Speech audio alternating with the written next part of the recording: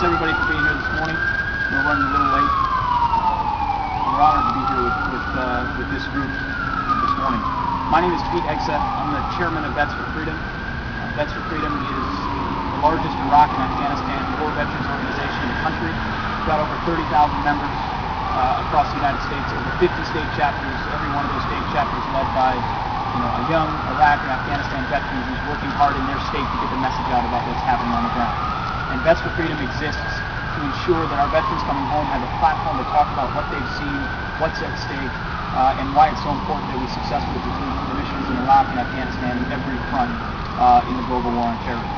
So we have, in addition to that, we have worked hard to identify candidates running for Congress across the country, young veterans and others who are standing up to make a change, and that's why we're here this morning.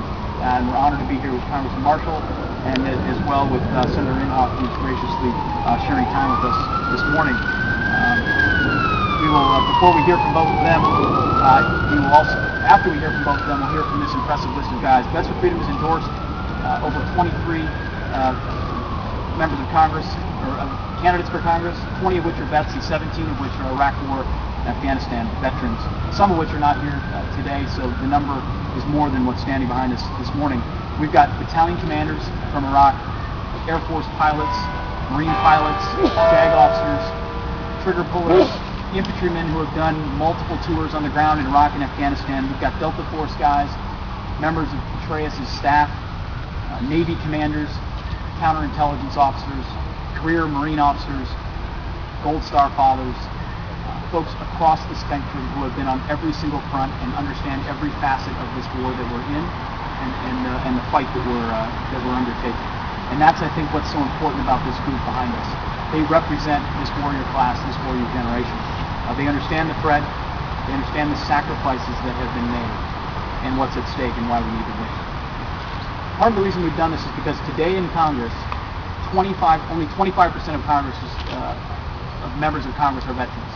That is the lowest number it has been in our nation's history. Just in 1991, that number was 50%. A decade before that, the number was 75% and even higher in World War II. So the number of veterans serving in the halls of Congress has quickly descended in recent years. And we think that's a trend that needs to be reversed. I think that change would speak to the Congress's ability to understand the wars that we're in, and that's why we're here. We've got twice as many veterans in 2008 running for Congress as ran in 2006. So twice as many Iraq and Afghanistan veterans are standing up and running for Congress in this cycle than in 2006. And in this cycle in 2008, twice as many of those veterans are running on a stance that they believe in finishing the mission in Iraq and Afghanistan. In 2006, the perception in the media and elsewhere was that it was the anti-war veterans, the guys who came home and were disgruntled and were running for Congress and running to end the war. And that may have been the wave in 2006, but that is not the case in 2008. In this case, we've got more vets running, and the vets that are running on a stance that this is a war that we need to fight and a war that we need to win. And that's a message that's resonating more and more with the American people who, while this may sometimes be an unpopular war, I think ultimately believe that we need to win the war that we fight. What is this generation, what have these folks behind us learned? What's been the takeaway in many ways? You can't sum it up in one word, but if I had to try, I would use the word resolve. The gentlemen behind me understand that in times of war, things are difficult, things are not going to be smooth, mistakes will be made, problems will be identified, and things will have to change. But you have to have the resolve to change that and see things through in difficult times. And stand up for principle and for country before politics and party. I think it really means something when a veteran runs for Congress, Republican or Democrat. Ultimately, they always understand and remember that they're serving this country first before they're serving their party. And I think that's something we've been grossly lacking on Capitol Hill. And I think we've got here a group of vets who would truly rather win a war than win a campaign. And as a country, that's a refreshing thing to hear and a refreshing thing to understand. And these guys behind us, none of us on our dog tags did it say Republican or Democrat. Nowhere was there a litmus test that said you need to think a certain way before you sign up for the military. We've got mostly Republicans up here and a courageous Democrat with us, and we've got other Democrats that we've supported as well, and they know that their chief allegiance lies with this great country before their party, especially in the time of war. And that's the message that we look for when Vets for Freedom endorses. That's why we've endorsed everybody standing up here.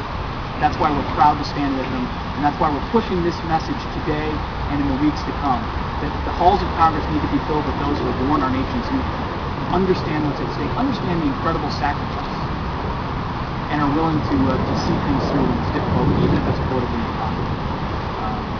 I wanted to mention also, we're honored to have Benny al-Bisaki with us, an Iraqi interpreter. He's actually Will Brazier's interpreter in Iraq, who's here. And will soon become a U.S. citizen. We're honored to have him, and I know he's out there working for Will, too. We saw what Will did on the battlefield. Thank you. So, before we hear from some of these candidates, it's my honor to introduce Senator Inhofe, who really needs no introduction here.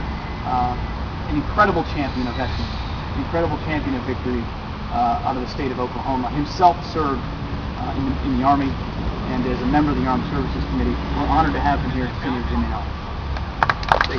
Thank you, Pete. All the emphasis here is on young veterans, but there are a few old veterans. Let me first of all say, I've never been more proud of a group than Pete and Josh and these guys have been going around the country. I consider them to be around the country as a truth squad. I can remember when this first came out, and I've had the honor of being in Afghanistan and Iraq more than any other member. I felt like kind of the point man from the Senate Armed Services Committee. I can remember being in Fallujah during 3 of the actual elections taking place, and looking at the dedication and the love that these Iraqi security fighters have for our people and the training that has taken place. And as we've watched it, I can recall, say 5-6 years ago, going over it. And these young guys, the young troops would come up to me and say, why is it that America doesn't understand what we're doing here? Why is it that they don't understand why we are risking our lives? And that's mostly because the media has not been our friend. The drive-by media has not been our friend. However, that changed over the last few years. And more recently, we've had a lot more of attention. Of course, talk radio has been our friend. And it's just incredible to me to serve in the United States Senate when we are winning beyond any doubt, and to have the leader of the Senate say we've lost the war.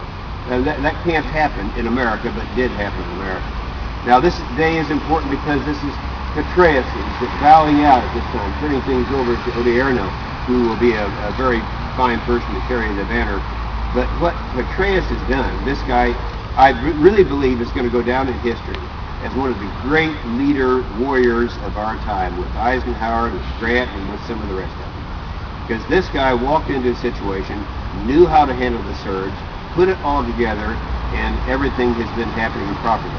And I think that some of the Democrats in the United States Senate who kept trying to pump through all the surrender resolutions, the cut and run resolutions, actually did us a service in a way, because there are a lot of people over there, including Ahmadinejad, who made the statement, when the Americans leave, not if they leave, but when they leave, it'll create a vacuum, and we will fill that vacuum.